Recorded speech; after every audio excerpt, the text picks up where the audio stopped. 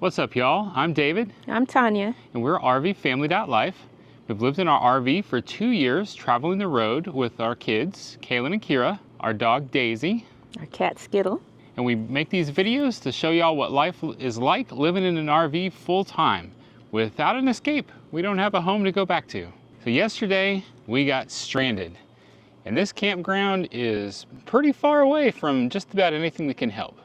And that left us feeling pretty Helpless? Stranded? Thankfully, we aren't alone out here. We've got neighbors, and a lot of times in the RV community, neighbors are quite friendly and helpful. But I had some backup plans for the situation, and some parts of those backup plans were either not working or missing completely.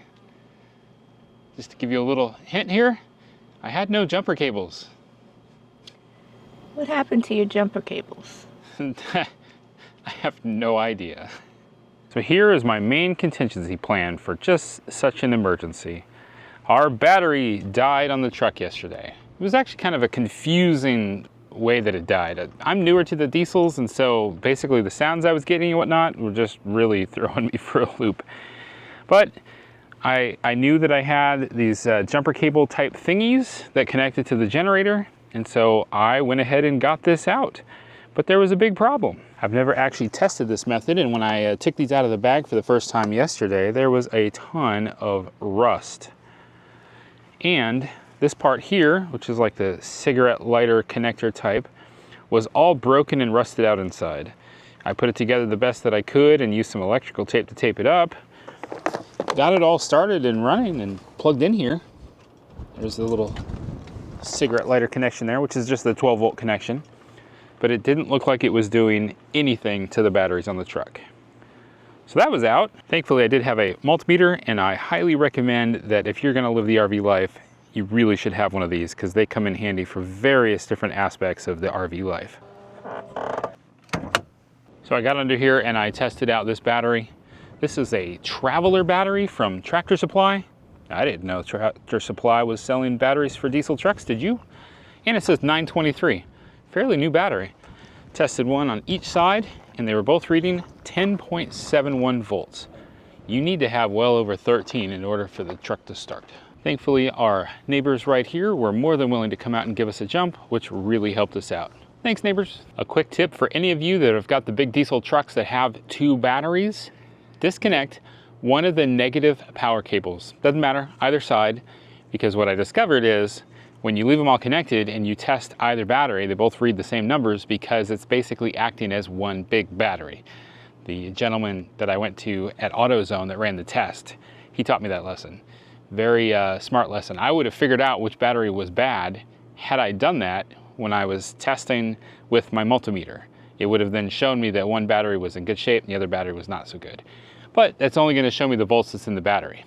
The AutoZone tester actually tested even more, because we got the batteries fully charged, but it showed that the battery on the passenger side was failing to charge, so that it was bad, and it was a lead acid battery.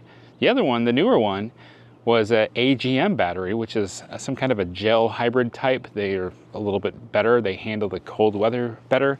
They do cost a little bit more, but that one was in perfectly good shape. So now we knew which battery needed to be replaced. By the way, Tractor Supply wanted $279 for a replacement like the one that's on the other side. AutoZone, it was $259.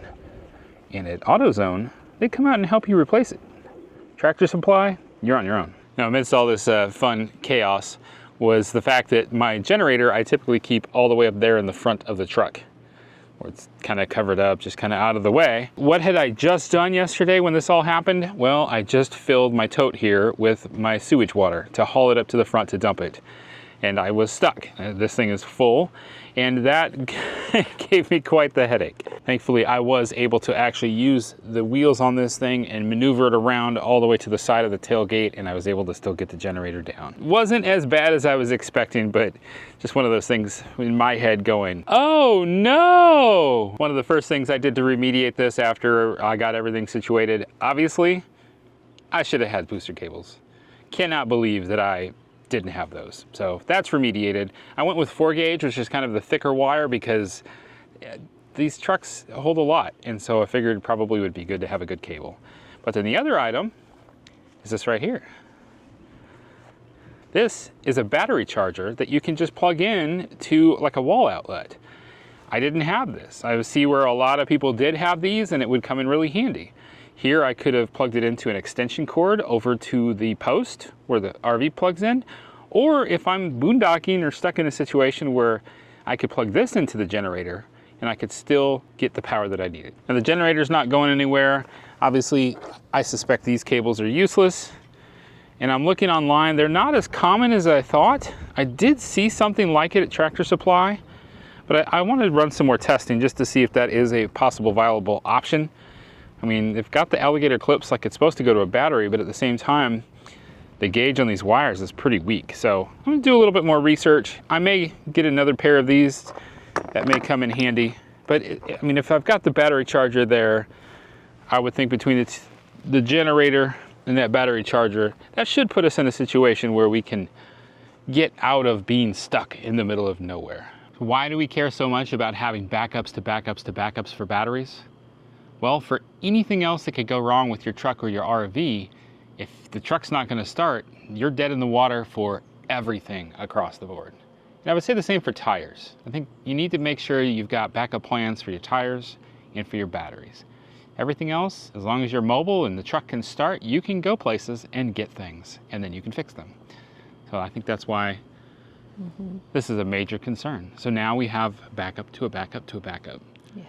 I mean, I've even got batteries on the RV. Essentially, I could probably jumper cable from the RV to the truck. I don't know, has anybody ever tried that? If you have, let me know down in the comments because I'm kind of curious now. Well, thank you so much for watching our videos, and we really appreciate it. And we want to remind you that life happens. Don't let it stop you. Stay fresh, cheese bags.